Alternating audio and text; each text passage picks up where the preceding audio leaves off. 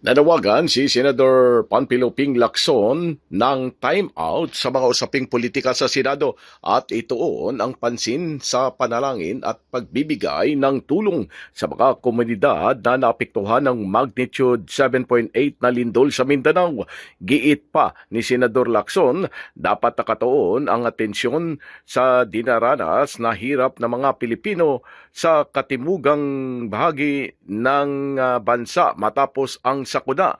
Paliwanag pa ng senador, dapat ay mag-break mula sa Senate power play at magdasal para sa mga taga Mindanao, lalong-lalo na ang mga nasawi at nasugatan, gayon din mga nawalan ng ari-arian dahil nasira ng 7.8 magnitude na lindol kaninang umaga.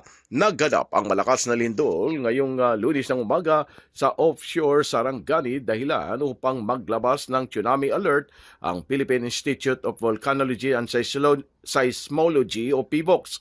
Ayon sa Office of Civil Defense, umabot na sa 19 ang bilang ng mga nasawi sa lindol hanggang ngayong Lunes ng gabi.